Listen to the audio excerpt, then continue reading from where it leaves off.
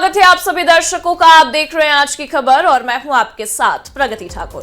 चलिए बुलेटिन की शुरुआत करेंगे ग्रेटर नोएडा से, जहां ग्रेटर नोएडा के सेक्टर 150 में बिल्डर के निर्माणाधीन मॉल में सॉफ्टवेयर इंजीनियर युवराज की डूबकर मौत के मामले में नोएडा प्राधिकरण ने कार्रवाई करते हुए ट्रैफिक सेल के जूनियर इंजीनियर नवीन कुमार को सस्पेंड कर दिया है। इसके साथ ही सेक्टर 150 से संबंधित अन्य अधिकारियों को कारण बताओ नोटिस भी जारी किया गया है। संबंधित विभाग से लोटस ग्रीन बिल्डर की आवंटन और निर्माण रिपोर्ट को तलब किया गया है। नोएडा प्राधिकरण के सीईओ ने सभी विभागों के अधिकारियों और कर्मचारियों को अपने अपने क्षेत्र में निर्माणाधीन परियोजनाओं का पुनः निरीक्षण करने के भी निर्देश दिए हैं। अब आपको बता दें कि ग्रेटर नोएडा के सेक्टर 150 में निर्माणाधीन बिल्डर की साइट पर भरे पानी में सॉफ्टवेयर इंजीनियर युवराज की कार गिरने से डूबकर मौत हो गई थी। सेक्टर 150 नोएडा में जो दुखद घटना कल हुई है, उसके संबंध में नोएडा प्राधिकरण की ओर से जांच करवाई जा रही है और जांच उपरांत कार्रवाई करेंगे इसमें। अभी उसकी पूरी विस्तृत जांच करवा रहे हैं। जांच में पता चले किसकी जमीन थी, किसको आवंटित है और कौन उसका किसको मेंटेन करनी थी। वो जो रोड जा रही है वहां पर अभी तक तो हमारा जो है ना बसा हुआ सेक्टर नहीं है वो अभी, तो हम लोग जहाँ पर बसावट होती है वहाँ पर काम करवाते हैं और आवश्यकता के हिसाब से यहाँ जहाँ जहाँ जरूरत होगी वहाँ करवाएंगे। जांच उपरांत जांच के बाद कार्रवाई होगी। मेरा बेटा तो बचाव के लिए संघर्ष कर रहा था और हमको बोल रहा था, रिपीटेडली बोल रहा था फोन पर जब भी बात हो रही थी कि पापा बचाओ, पापा बचाओ, हेल्प हेल्प भी चिल्ला रहा था ताकि कोई जनरल पब्लिक भी उसको मदद के लिए कुछ कर दे। लेकिन ज्यादातर जो वहाँ भीड़ थी वो तमाशबीन थी और कुछ वीडियो बना रहे थे डांटने पर, तब वो लोग रुके और मेरे बच्चे की जान खामखा चली गई बिना कोई संसाधन उपयोग किए। सही समय पर उचित संसाधन उसको नहीं मिला सपोर्ट के लिए, उसका जीवन चला गया। उसने 2 घंटा संघर्ष किया जान बचाने के लिए खुद से। थोड़ा सा सपोर्ट मिलता तो वो बच सकता था। वहीं बता दें कि मृतक के पिता का इस दौरान ये साफ कहना रहा कि किसी भी संसाधन के प्रयोग में ना होने की वजह से उनके पुत्र की मौत हुई है। अब ऐसे में निर्माणाधीन मॉल में सॉफ्टवेयर इंजीनियर युवराज की ये डूबकर मौत हुई है। चले इस मामले पर ज्यादा जानकारी के लिए हमारे संवाददाता यूनुस हमारे साथ जुड़े हुए हैं। यूनुस, जिस तरीके से देखा जाए अब इस मामले पर क्या कार्रवाई हो रही है, क्या जांच पड़ताल निकलकर सामने आ रही है? प्रगति, मैं आपको बता दूं, इस मामले में नोएडा प्राधिकरण के सीईओ लोकेश एम ने जो ट्रैफिक सेल के जेई हैं जूनियर इंजीनियर, उनको बर्खास्त कर दिया, उनकी सेवा समाप्त कर दी है।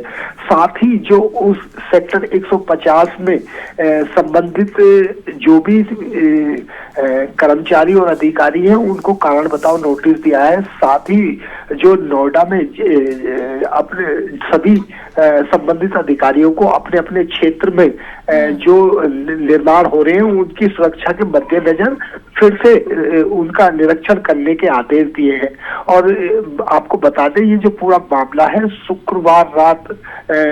शुक्रवार देर रात का है, जब युवराज सॉफ्टवेयर इंजीनियर युवराज ड्यूटी खत्म करके अपने घर सेक्टर 150 जा रहे थे, तो तभी रास्ते में एक टर्न पड़ता है जहां विजुअल घने कोहरे होने के कारण और विजुअलिटी कम होने के कारण उनकी कार जो थी अनियंत्रित होकर एक नाले की बाउंड्री वॉल तोड़ते हुए जो बिल्डर की निर्माणाधीन साइट है और उसके गड्ढे में जा गिरी और उसमें पानी भरा हुआ था।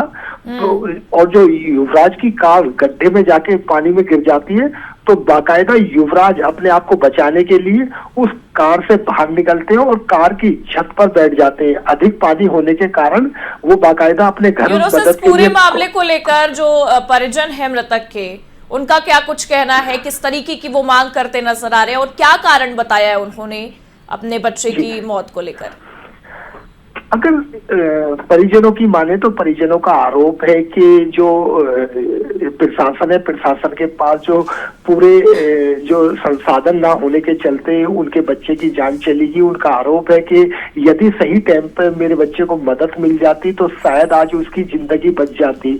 हालांकि वही प्रशासन का कहना है कि जैसे ही पिता ने उनसे मदद मांगी, तुरंत जो पुलिस है और एनडीआरएफ की टीम है और जो दमकल विभाग की गाड़ी है वो तमाम संसाधनों के साथ पहुंच गई और कई घंटे तक रेस्क्यू अभियान चलाया। लेकिन जो कारण था वो घने कोहरे की वजह पे जो विजुअलिटी कम थी उसके चलते वो जो विजुअलिटी के चलते दिखाई देने में बड़ी दिक्कत आ रही थी और सर्दी अधिक होने के कारण जो रेस्क्यू अभियान था वो उसमें दिक्कतें आई। जी बहुत बहुत शुक्रिया तमाम जानकारी के लिए यूनुस साहब का।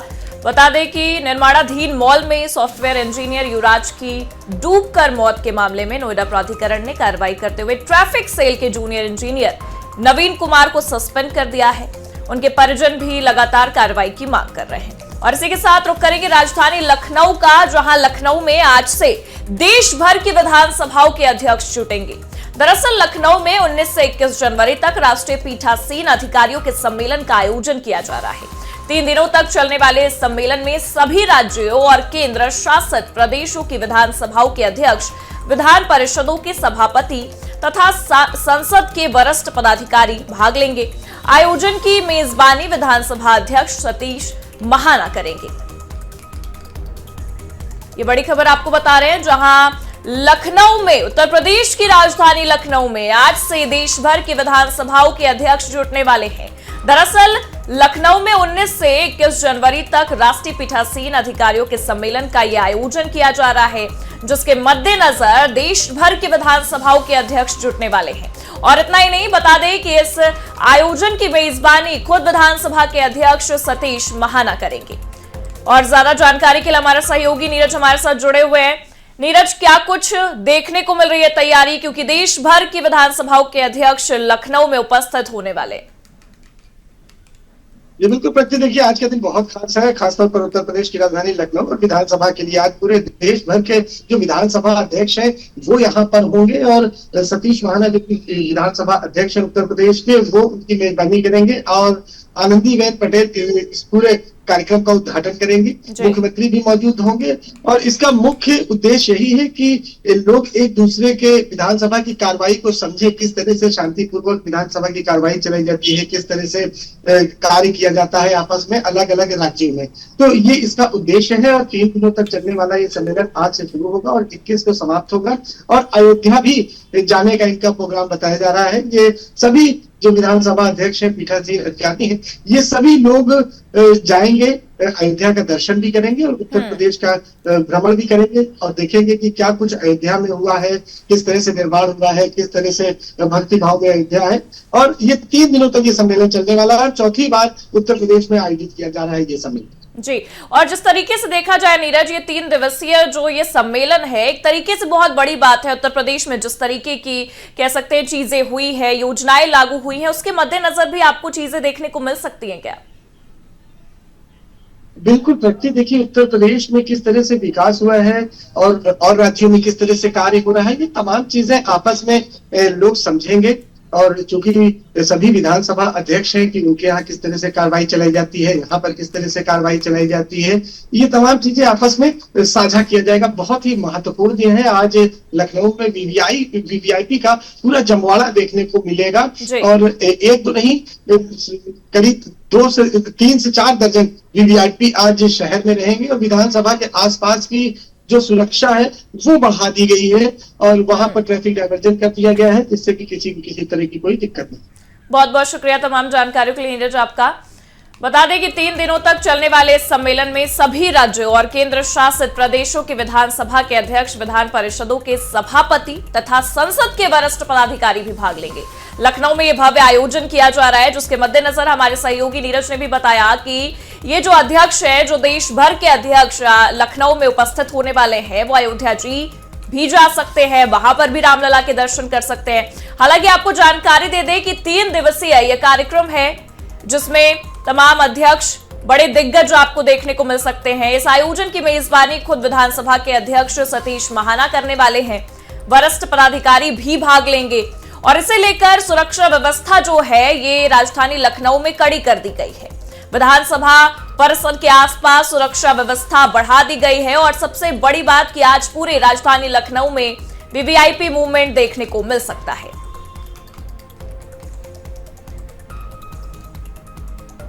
वहीं चलिए रुक करेंगे अगली खबर का, जहां राहुल गांधी 2 दिवसीय दौरे पर रायबरेली पहुंचेंगे, जहां वे 20 जनवरी को क्रिकेट टूर्नामेंट का उद्घाटन करेंगे। ये बड़ी खबर आपको बता रहे हैं, जहां राहुल गांधी 2 दिवसीय दौरे पर रायबरेली पहुंचेंगे, 20 जनवरी को क्रिकेट टूर्नामेंट का उद्घाटन करेंगे और नगर पालिका अध्यक्ष के आवास जाएंगे। साथ ही मनरेगा चौपाल में श्रमिकों से संवाद करेंगे।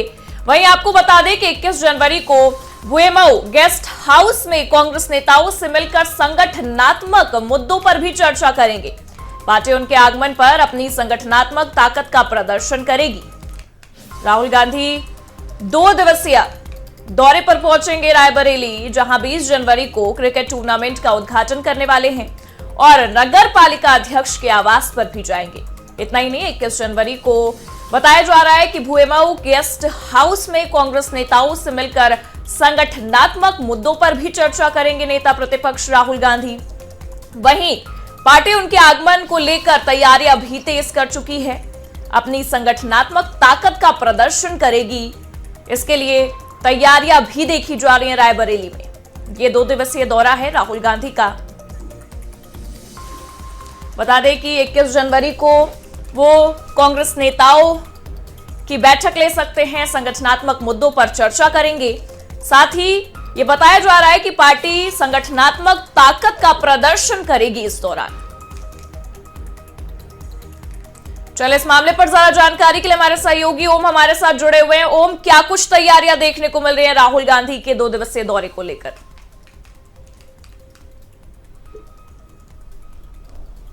जी बिल्कुल बताना चाहूंगा, जिस तरह से नेता पर रायबरेली के सांसद राहुल गांधी 3 दिवसीय दौरे पर रायबरेली आ रहे हैं। आपको देर शाम बता दें कि देर शाम लगभग 9 से 10 बजे के बीच वो लखनऊ से सड़क मार्ग होते हुए रायबरेली पहुंचेंगे। रात्रि विश्राम VMO गेस्ट हाउस में करेंगे। उसके बाद कल क्रिकेट टूर्नामेंट है, जहां मुख्य अतिथि के तौर पर शिरकत करेंगे। रायबरेली के सांसद आपको बता दें कि युवाओं का लाभान्वित करेंगे। वो मुख्य अतिथि के तौर पर जो टूर्नामेंट क्रिकेट है उसका शुभारंभ करेंगे। उसके बाद वो ऊंचा हार के रोहनिया में मनरेगा चौपाल लगेंगे। चौपाल के दौरान उसके बाद वापसी में किसी भी गाँव जा सकते हैं, जहाँ लोगों से मुलाकात कर सकते हैं। और उसके बाद बताया जा रहा है कि जो नगर पालिका अध्यक्ष है, उनकी अभी हाल ही में उनकी बेटी की शादी हुई थी। शादी होने के बाद वो आज पहली बार उनके घर जाएंगे, वर वधू को आशीर्वाद देंगे। जिसके बाद बताया जा रहा है कि वो किसी भी गांव जा सकते हैं, निरीक्षण कर सकते हैं। निरीक्षण के दौरान लोगों की जन समस्याएं सुन सकते हैं और लोगों से रूबरू हो सकते हैं। अच्छा ओम, जिस तरीके की जानकारी निकलकर सामने आ रही है कि 20 तारीख को तो क्रिकेट टूर्नामेंट का उद्घाटन करने वाले हैं, लेकिन 21 जनवरी काफी महत्वपूर्ण होगा, जब वो कांग्रेस नेताओं की बैठक लेंगे, संगठनात्मक मुद्दों पर चर्चा करेंगे।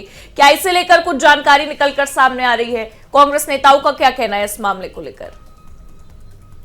बिल्कुल बताना चाहूंगा, रायबरेली के जो नेता प्रतिपक्ष रायबरेली के सांसद राहुल गांधी, उसको लेकर कांग्रेस के जो कार्यकर्ता उनमें भारी उत्साह देखने को मिल रहा है। जो कांग्रेस के कार्यकर्ता है वो तैयारियां करने में जुट गए हैं। VMO गेस्ट हाउस में कांग्रेस कार्यकर्ताओं का जमावड़ा लगना शुरू हो गया है। आपको बता दें कि देर शाम राहुल गांधी रायबरेली पहुंचेंगे और VMO गेस्ट हाउस में रात्रि विश्राम करेंगे। उसके बाद सारे कार्यक्रमों में शिरकत करेंगे। सबसे बड़ी चीज है, जो 21 का कार्यक्रम होगा, वो जो अपने शीर्ष नेतृत्व के कार्यकर्ता है उनके साथ बैठक करेंगे। बैठक के दौरान काफी सारी चीजों पर बातचीत हो सकती है। सबसे बड़ी चीज देखने को ये मिलेगी, अभी हाल ही में चुनाव आ रहा है, उसको लेकर भी कार्यकर्ताओं के साथ बैठक करेंगे और जो चुनावी टिप्स है उसको भी लेकर चीजों में चर्चा हो सकती है। ठीक है, बहुत बहुत धन्यवाद तमाम जानकारियों के लिए ओम आपका। बता दें कि ये बैठक काफी महत्वपूर्ण हो सकती है। ये 2 दिवसीय दौरा रायबरेली में राहुल गांधी का है, जिस दौरान कार्यकर्ताओं में भी काफी उत्साह देखने को मिल रहा है। बढ़ेंगे खबरों की ओर, जहां भारतीय जनता पार्टी के राष्ट्रीय अध्यक्ष पद के लिए नितिन नवीन आज नामांकन दाखिल करेंगे। राष्ट्रीय अध्यक्ष के चुनाव की इस प्रक्रिया में भाग होने के लिए भाजपा के सभी मुख्यमंत्री, पार्टी की राज्य इकाइयों के प्रमुख और अन्य प्रमुख नेता पार्टी मुख्यालय में एकत्रित हो रहे हैं।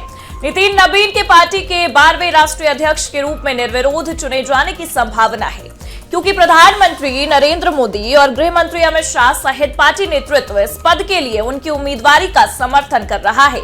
बिहार से 5 बार के विधायक नवीन को हाल ही में पार्टी का राष्ट्रीय कार्यकारी अध्यक्ष नियुक्त किया गया था।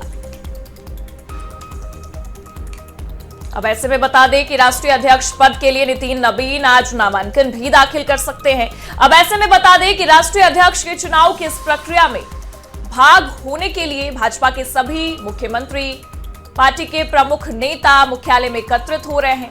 नितिन नबीन के पार्टी के 12वें राष्ट्रीय अध्यक्ष के रूप में निर्विरोध चुने जाने की पूरी संभावना जताई जा रही है, क्योंकि प्रधानमंत्री नरेंद्र मोदी के साथ गृह मंत्री अमित शाह भी उनके समर्थन में नजर आ रहे हैं। साथ ही साथ पार्टी नेतृत्व इस पद के लिए उनकी उम्मीदवारी का समर्थन करता दिखाई दे रहा है। ऐसे में आपको ये जानकारी दे दें कि हाल ही में पार्टी का राष्ट्रीय कार्यकारी अध्यक्ष नितिन नबीन को नियुक्त किया गया था।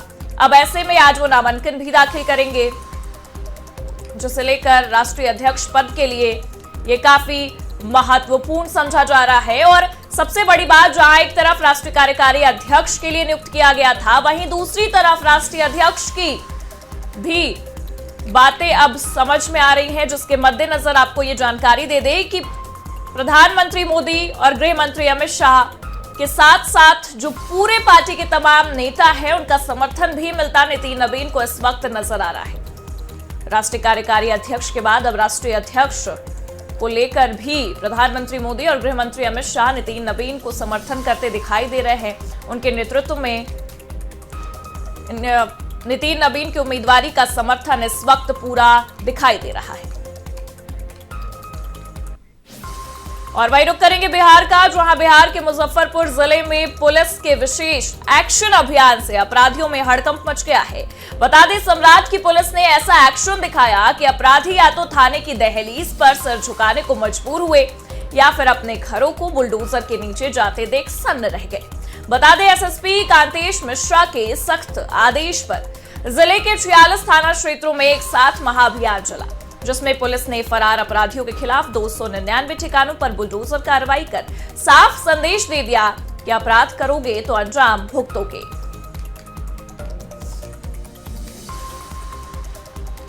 वहीं बता दें कि मुजफ्फरपुर जिले से जो तस्वीरें निकलकर सामने आ रही हैं, उसके मद्देनजर ये समझ में आ रहा है कि पुलिस के एक्शन अभियान से अपराधियों में हड़कंप मचा हुआ है।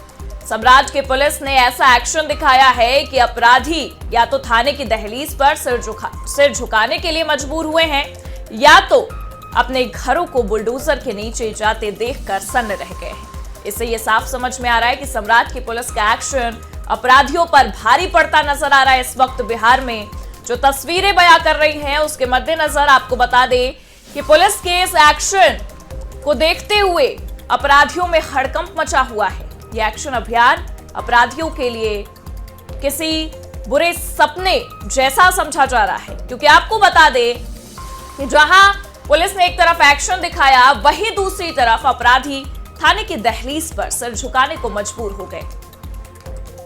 चलिए, इस मामले पर ज्यादा जानकारी के लिए हमारे संवाददाता चंदन हमारे साथ जुड़े हुए हैं। चंदन, जिस तरीके से देखा जा रहा है सम्राट की पुलिस का एक्शन अपराधियों पर भारी पड़ रहा है, क्या कुछ तस्वीरें बिहार में देखने को मिल रही हैं? जी, मैं आपको बता दूं कि मुजफ्फरपुर एसएसपी कांतेश मिश्रा के पदभार संभालते ही पूरा पुलिस जो है एक्शन मोड में है।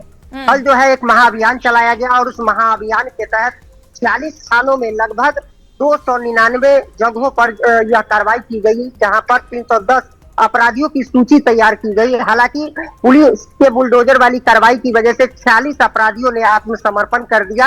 वहीं पुलिस का साफ संदेश है कि अगर अपराध करोगे तो जेल जाओगे। और लगातार यह अभियान जो है कि 2 दिनों तक चलेगा, और जिसमें आज जो पहला बार अभियान हुआ है उसमें 46 अपराधियों ने आत्मसमर्पण कर दिया है। और आज भी एसएसपी के निर्देश पर विभिन्न जगहों पर 46 थानों में जो है यह कार्रवाई होगी, और यहाँ पर जो भी अपराधी जो फरार है, लूट हत्या जैसे संगीन मामलों में जिन्हें पुलिस की तलाश है, उन सभी अपराधियों के घर पर जो है बुलडोजर वाली कार्रवाई हो रही है। कुर्की जब्ती का कार्रवाई किया जा रहा है। के मद्देनजर चंदन, कितने ठिकानों पर बुलडोजर कार्रवाई हो गई है? किन अपराधियों के जो घर है, जो आशियाने हैं, उस पर बुलडोजर अभी तक चल चुका है? जी, फिलहाल पुलिस 46 थानों में 299 जगहों पर कल जो है कि पुलिस के द्वारा कार्रवाई की गई है, और विभिन्न जगहों पर जो है कि बुलडोजर भी चलाया गया है। हालांकि कई ऐसे जगह पर है जहां बुलडोजर चलाने की जरूरत नहीं पड़ी है, लेकिन बहुत सारे जगहों पर जो है बुलडोजर वाली कार्रवाई हुई है, और कई अपराधी जो है कि आत्मसमर्पण कर दिया है। और पुलिस पूरी तरह एक्शन मोड में है और पुलिस का कहना है कि अगर अपराध करोगे तो बचोगे नहीं। ठीक है, बहुत बहुत शुक्रिया तमाम जानकारियों के लिए चंदन आपका। बता दें कि सम्राट की पुलिस, डिप्टी सीएम सम्राट की पुलिस लगातार एक्शन मोड में नजर आ रही है, जिसके मद्देनजर बिहार में जो अपराधी हैं उन पर लगाम लगता भी दिखाई दे रहा है। और इसी के साथ फिलहाल के लिए इस बुलेटिन में बस इतना ही। देश और दुनिया की तमाम बड़ी खबरों के लिए आप देखते रहिए आज की खबर।